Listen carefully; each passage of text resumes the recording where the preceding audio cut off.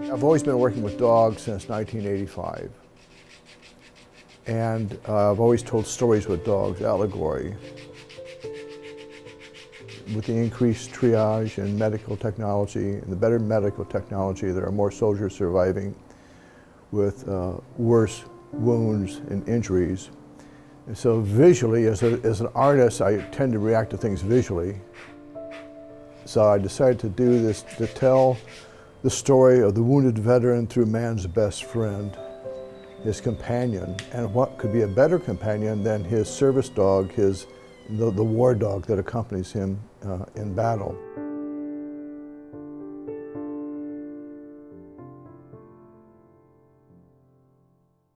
For the Afghanistan wounded warrior, it was a double amputee that had lost both legs due to an explosion under the Humvee.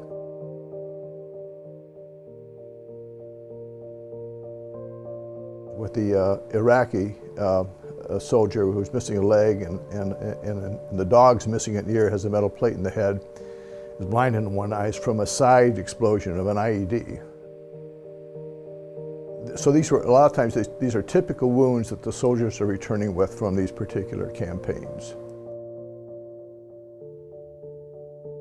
The seventh dog is actually, it's not really a dog, but it's a flag-draped coffin that was inspired by a video I saw of the caskets coming off of a Delta flight.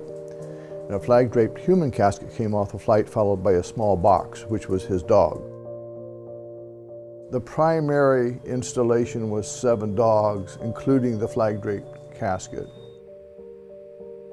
So I'm working on one which they were all physical injuries, so I'm getting the one which is a psychological injury done, the PTS dog, done in time for the exhibition.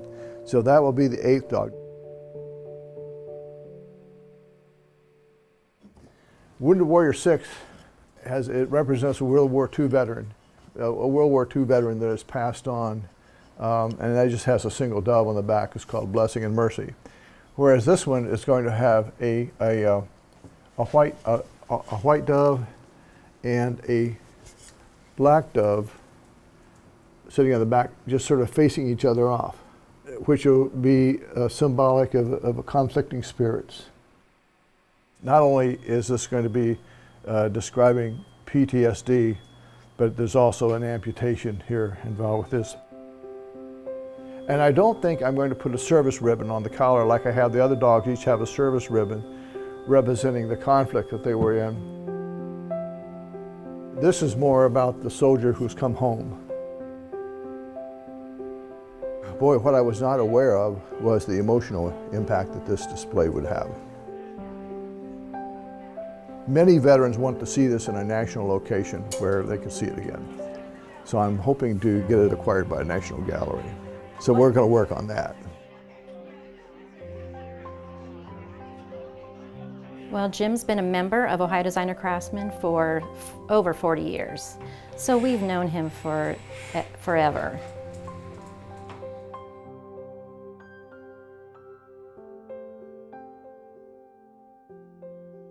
We really wanted to have more of an interactive reception, and one of the dogs that you'll see in the exhibition is Alex.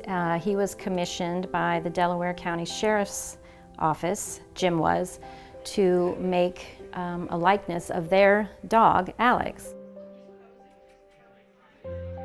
When we were looking at the Wounded Warrior dogs, we knew we needed more to the exhibition, and Jim's been doing sculpture since 1970s.